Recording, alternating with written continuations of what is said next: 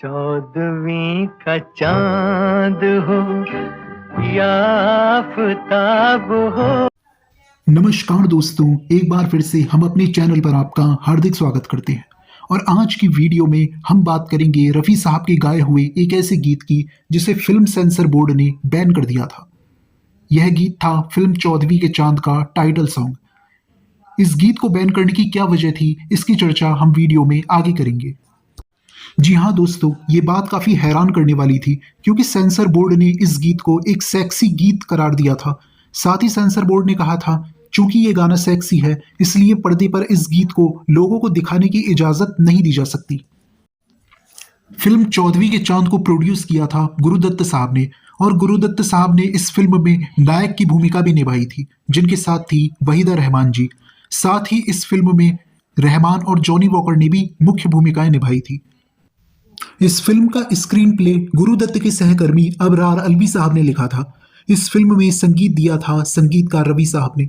चूंकि यह किस्सा एक गीत से जुड़ा है इसलिए यहाँ संगीतकार रवि की बात करना आवश्यक हो जाता है। संगीतकार रवि ने अपने एक इंटरव्यू में कहा था कि गुरुदत्त ने प्यासा और कागज के फूल जैसी फिल्मों को बनाने के बाद एक मुस्लिम सामाजिक फिल्म बनाने का निर्णय लिया था, जिसकी प्रेरणा उन्हें संगीतकार रवि के संगीत से सजी फिल्म मेहंदी से मिली थी। इसलिए गुरुदत्त ने चौदहवीं का चांद में संगीत देने के लिए संगीतकार रवि साहब को चुना। इसलिए जब उन्होंने इस फिल्म को बनाने का फैसला किया तब उन्होंने संगीतकार रवि जी से बात की। गुरुदत्त ने इस फिल्म की कहानी संगीतकार रवि साहब को विस्तार से सुनाई। जब सभी गीत तय हो गए तब गुरुदत्त ने रवि साहब को इस फिल्म के सबसे प्रमुख गीत की थीम के बारे में बताया और इसका बैकग्राउंड भी समझाया। साथ ही गुरुदत्त साहब ने यह भी बताया कि इस फिल्म का मुख्य नायक शेर व शायरी में दिलचस्पी रखता है और अक्सर मुशायरों में जाता रहता है। जब एक दिन वो देर रात मुशायरे से घर लौटता है तो उसकी नई नवेली बीवी उसका इंतजार करते करते सो जाती है। नायक घर पहुंचकर अपनी बीवी को सोते हुए देखकर उसके हुस्न पर फिदा हो जाता है और गीत के रूप में उसके मुंह से बोल निकलने लगते हैं, चौदहवीं का चांद हो या आफताब हो। चौदहवीं का चांद हो या आफताब हो। इस गीत की आहट से नायिका जाग जाती है। नींद से उठने के कारण नायिका की आंखें खुमारी से भर उठती हैं। उसकी आंखों में एक अजीब सा नशा है जिसे देखकर नायक संभल नहीं पाता और रोमांटिक हो जाता है। जानकारों के अनुसार जब गुरुदत्त ने संगीतकार रवि साहब को इस गीत का पूरा सीन समझाया और गीतकार शकील बदायूनी जी ने इस गीत का मुखड़ा चौदहवीं का चांद हो सुनाया तो रवि साहब को अचानक ही एक धुन सूझी और उन्होंने 5 मिनट के अंदर ही इस गीत की धुन तैयार कर दी। साथ ही संगीतकार रवि ने यह भी कहा कि इस गीत के साथ केवल रफ़ी साहब ही न्याय कर सकते हैं। गीत की रिकॉर्डिंग हो जाने के बाद यह गीत बतौर थीम सॉन्ग फिल्म में शामिल किया गया। जुल्फे हैं जैसे कांधों पे बादल झुके हुए। जानकारों के अनुसार जब गुरुदत्त ने इस गीत के ब्लैक एंड व्हाइट वर्जन को सेंसर बोर्ड से पास कराया तो उसी दौरान उनके सहकर्मियों ने उनसे कहा कि चूंकि अब रंगीन फिल्मों का जमाना आ गया है इसलिए इस ब्लैक एंड व्हाइट वर्जन की तुलना में इस गीत का रंगीन वर्जन ज्यादा बेहतर होगा। चूंकि यह गीत इस फिल्म का थीम सॉन्ग भी है, इस कारण से भी यह गीत कलर वर्जन में इस फिल्म में शामिल किया जाना चाहिए। और इस गीत में जो जादू संगीतकार रवि साहब ने दिखाया है वो ब्लैक एंड व्हाइट वर्जन होने के कारण अपना असर नहीं दिखा पा रहा है और इसलिए यहाँ एक सुंदर रचना नष्ट हो रही है।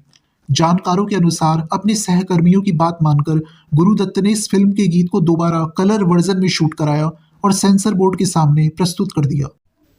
लेकिन सेंसर बोर्ड ने इस गाने के रंगीन वर्जन को रिजेक्ट कर दिया। गुरुदत्त जो कि प्यासा और कागज के फूल जैसी फिल्मों से दुनिया भर में अपना नाम कमा चुके थे, सेंसर बोर्ड की इस कार्यवाही से दंग रह गए। गुरुदत्त ने सेंसर बोर्ड के सामने अपनी यह दलील रखी कि जब सेंसर बोर्ड इस फिल्म के ब्लैक एंड व्हाइट स्वरूप को जारी करने की अनुमति दे चुका है तो इस गीत के कलर वर्जन से सेंसर बोर्ड को भला क्या आपत्ति है।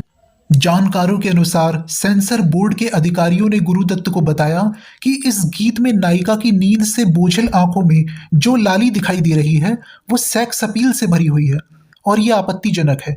ऐसे में इस गीत को लोगों को दिखाने की इजाजत नहीं दी जा सकती। जानकारों के अनुसार इस गीत के फिल्मांकन के समय तेज रोशनी वाले बल्बों का इस्तेमाल किया गया था। इस कारण से जब ये तेज रोशनी वहीदा रहमान जी की आंखों में जाती थी तो वहीदा जी की आंखें लाल हो जाती थी। और जब इस गीत को ब्लैक एंड व्हाइट वर्जन में शूट किया गया था तब वहीदा रहमान जी की आंखों में जो लाली थी वह लोगों को दिखाई नहीं देती थी, इसलिए यह गीत बिना किसी आपत्ति के सेंसर बोर्ड द्वारा पास कर दिया गया। लेकिन जब इसी गीत को कलर वर्जन में शूट किया गया तो वहीदा रहमान जी की आंखों की लाली दिखने लगी। इस कारण से सेंसर बोर्ड ने इस गीत को सेक्सी करार देकर आपत्ति जताई। ये गुरु दत्त के लिए एक बड़ा झटका था, लेकिन उन्हें इस गीत को सेंसर बोर्ड से हर हालत में पास कराना था। आखिरकार गुरु दत्त ने सेंसर बोर्ड के सामने अपनी दलीलें रखकर इस गीत को पास करा ही लिया।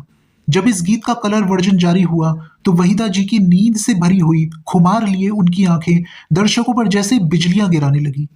आंखें हैं जैसे मैं प्याले भरे हुए।